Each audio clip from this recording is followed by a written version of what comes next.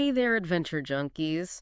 Ever dream of trekking through volcanic landscapes, but also soaking in ancient history at the same time? Right. That's what we're talking about today, unpacking the Red Canyon tour in Gran Canaria. Yeah. It's a really unique blend of natural wonders and cultural immersion. This deep dive is for those of you, our listeners, I should say, who crave more than just a typical vacation, we're talking about really connecting with a place on a deeper level. Yeah, it's really refreshing to see a tour that's designed not just for those Instagram photos, but for genuine understanding. It's Yeah. about appreciating that balance between adventure tourism, but also respecting the environment and the people who have called this place home for literally centuries. And it all kicks off at the Guriete Lookout point. Okay. And get this, it overlooks this caldera, the Caldera de Tirajana. Yeah. I'm already picturing those epic panoramic photos, Of course. Yeah. but I'm sure there's way more to it than meets the eye, right? Oh, absolutely. Yeah. This isn't just any valley. Just picture this millions of years ago, just a series of colossal landslides just carved out this entire landscape. Yeah. We're talking geological forces on a scale that's just hard to even fathom. And it even created this really cool phenomenon in Rosiana. You get these tilted palm trees. What? Yeah. It's like this visual reminder of just how powerful nature can be. Wow, that's like a reality check right there. The ground we walk on has a history all its own. Exactly. And speaking of history, the tour continues to Santa Lucía de Tirajana, Okay. which is this village that promises a real glimpse into the island's past. So what's the story there? So Santa Lucia is where you're really going to start to feel that sense of timelessness.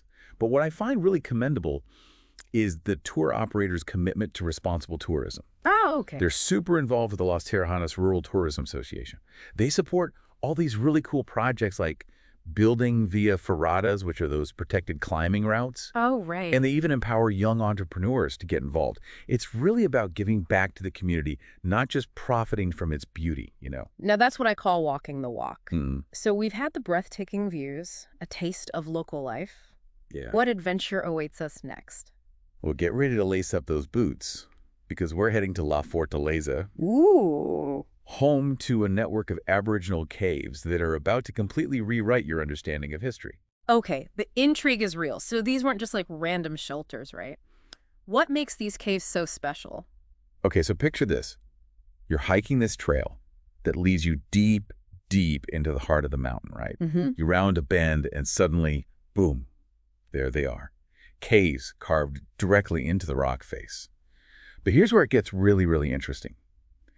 These caves weren't just shelters. They were strategically designed with 3 distinct levels that reflected the Aboriginal way of life. Okay, you've got my attention. Tell me more about these levels. Okay, so the lowest level, that was for livestock. Okay. The middle level, that was for dwellings, like where they lived. But the top level, Yeah. that's where things get really fascinating. That's where the Tagora was located. Tagore. Sounds very intriguing. Break it down for us. Okay, imagine like a blend of parliament and a spiritual sanctuary. What? Yeah, the Tagore was where all the community leaders would gather to make decisions, they would settle disputes, and they would perform ceremonies honoring the sun and the moon. Just imagine the conversations, the debates, the rituals, all unfolding in that very spot all those centuries ago. It's like stepping into a time capsule of Canarian history. Right. It really highlights how connected those people were to their surroundings. Absolutely. And speaking of connection, I'm sure all this exploring has worked up an appetite. I would imagine, yeah. Our next stop is lunch at Restaurante La Caldera. And this isn't like your average tourist trap, right? Spill the tea. Not at all. Imagine this. You're savoring authentic Canarian cuisine crafted with locally sourced ingredients. We're talking dishes like papas arrugadas, which are these tiny little potatoes that are just bursting with flavor, and this delectable array of local cheeses. The owner, Vida, is so passionate about preserving these traditions, and it really shines through in every bite. My mouth is watering already. Okay, so we've got the dramatic history, stunning scenery, and now culinary delights. What could possibly top this all off? Remember those smooth, sculpted canyon walls we talked about earlier? Yeah. Get ready to experience them firsthand because we are venturing into Barranco de Las Vacas. Wait, is this the place blowing up all over Instagram with those otherworldly rock formations? The one and only. It's a true testament to the power of nature's artistry. Just centuries of erosion have sculpted the volcanic tuff into these smooth, almost surreal shapes. Hold on. Tough. For someone who associates volcanic rock with jagged edges, this is intriguing. Imagine compressed volcanic ash that's hardened over time. It creates these incredible patterns and colors in the canyon walls, which makes it an absolute photographer's dream. It sounds absolutely breathtaking, but with a surge in popularity comes great responsibility, especially in a delicate environment like that. Exactly. And the Red Canyon Tour really emphasizes that. They advocate for minimal footprint while maximizing the appreciation for these natural wonders. Leave it better than you found it. A Exactly. mantra we can all get behind. Yes. So we've hiked through history, tasted local flavors, witnessed the raw power of volcanoes. Where in the world does this Red Canyon tour take us next? For our final act, we're heading to Arinaga. Okay. It's a coastal town that really captures the true essence of Gran Canaria. Intriguing. Give us a sneak peek what awaits us in Arinaga. If the other stops were about those epic landscapes and dramatic history, Arinaga is about experiencing the soul of the island. Imagine a place where mass tourism hasn't quite taken hold, where you can still witness those traditional rhythms of Canarian life. It's like stepping into a living postcard, experiencing the authentic heart of Gran Canaria. Precisely.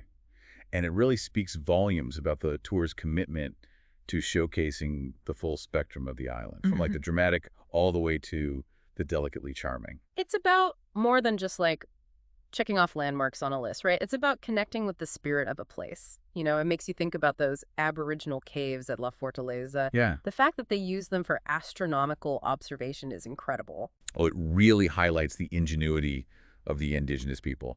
The source material actually mentioned that they used the positions of the sun and the stars to track time, Wow. like months, seasons, even eclipses. Yeah. It's a reminder that sophisticated knowledge isn't limited to, those with modern instruments and all that. It's amazing what we can achieve when we work with, not against, our surroundings. Yeah. And speaking of ingenuity under pressure, Okay. the material also mentions that La Fortaleza played a role in the Spanish conquest. Tragically so.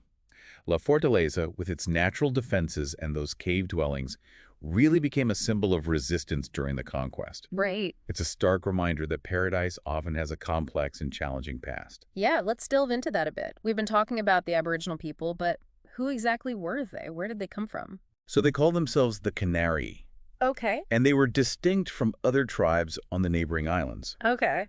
Their origins are still debated to this day, but evidence suggests a connection to the Amazigh people of North Africa.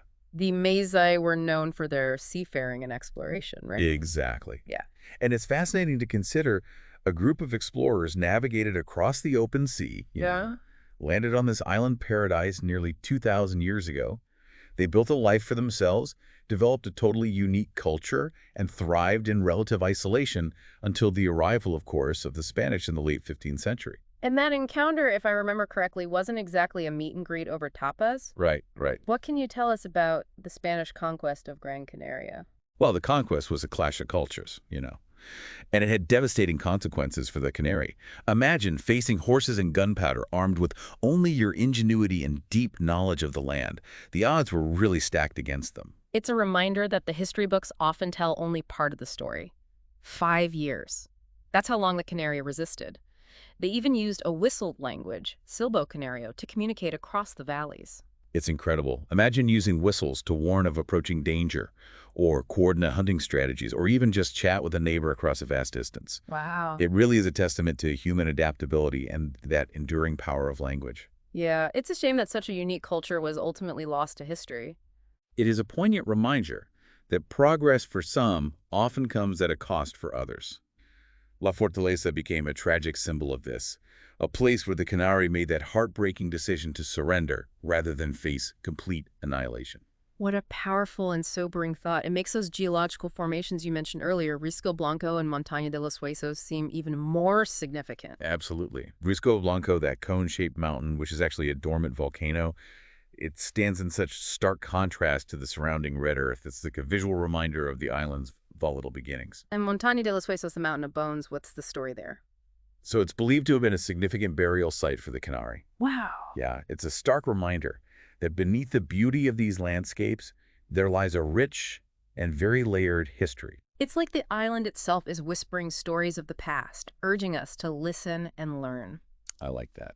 Speaking of stories, we can't forget about our delicious detour to Restaurante La Caldera. Those papas argadas you mentioned have me craving a taste of authentic Canarian cuisine. What else will we be sampling? Well, I am particularly intrigued by the miel de palma, What is that? palm tree honey. What? Yeah, it's a local delicacy made by extracting sap from a specific type of Canarian palm tree. Palm tree honey. Now that's something you don't see every day. Tell me they use it in desserts. Oh, absolutely. Imagine a drizzle of miel de palma over some creamy goat cheese, perhaps with a sprinkle of toasted almonds. Stop, you're making me hungry. Okay, note to self, book that flight to Gran Canaria like ASAP. Anything else I should add to my must-try list? You absolutely cannot miss the bien masabe, which literally translates to, it tastes good to me. Oh, okay, I like it already. And trust me, it lives up to its name. Okay. This decadent almond spread, it's practically a way of life in Gran Canaria. This is torture. I need to try all of this. Speaking of preparation, the source material mentions some specific gear that the tool guides recommend. Okay. What should we pack to really make the most of this adventure? Well, comfortable hiking shoes are an absolute must, and don't forget a reusable water bottle to stay hydrated under that Canarian sun. And since we're talking about sunny skies, sunscreen is non-negotiable. A hat and sunglasses wouldn't hurt either. Solid advice. So we've got our packing list sorted, we've explored this fascinating history, and we've experienced, at least in our minds, the culinary delights. Now tell me more about Arinaga. What makes this final stop so special? Okay, imagine strolling along the sun-drenched streets of Arinaga, where time seems to move just a little bit slower. Okay. You might see these colorful fishing boats bobbing in the harbor, their nets filled with the day's catch. It's a place where you can still witness that age-old tradition of fishing, a practice that's woven into the very fabric of Canarian life. It's incredible to think that amidst, the modern resorts and tourist attractions, these ancient ways of life still endure. Yeah. It really speaks to like a really deep connection to the sea, something that's been passed down like through generations. It's a powerful reminder that tourism doesn't have to erase tradition. Right. In fact, when it's done right, it can actually help preserve these practices, How so? bringing awareness, economic support. Yeah. It's about finding that balance, right? Experiencing a place authentically while still respecting its cultural heritage. And it sounds like this Red Canyon tour really nails that balance. Absolutely. It's about showcasing that full spectrum of Gran Canaria, Yeah. from the dramatic landscapes and ancient history, all the way to, like, the simple beauty of a coastal town, Yeah. where life just moves at its own pace. It's about more than just ticking off landmarks, right? Yeah. It's about collecting these moments, these stories, these experiences that resonate with you long after the trip is over. It's about encountering the soul of a place. Well said. And, as we've journeyed through these incredible sources today, it's got me thinking, Okay. what if, instead of just visiting these breathtaking destinations, we found ways to actually contribute to their preservation? Ooh, I like where you're going with this. Tell me more. Imagine if, through our travels, we actively sought out ways to support those local initiatives. Yeah. Maybe it's volunteering our time, our skills, or maybe it's just simply being mindful of our environmental impact. It's about shifting our perspective from passive observer to active participant, right? Yeah. Recognizing that we have a responsibility to be stewards of these incredible places. It's about taking that sense of wonder and appreciation that we've cultivated during our travels and transforming it into action. It's about ensuring that these places of magic and history remain for, generations to come. What a powerful thought to leave us with. Yeah. So, to all our fellow deep divers out there, as you plan your next adventure, just remember, it's not just about what you take from the experience, but what you can give back. Beautifully said. Until next time, keep exploring, keep questioning, and keep seeking out those authentic connections that just make travel so enriching. And on that note of thoughtful exploration, we'll wrap up this Red Canyon deep dive. We'll catch you next time for another unforgettable adventure.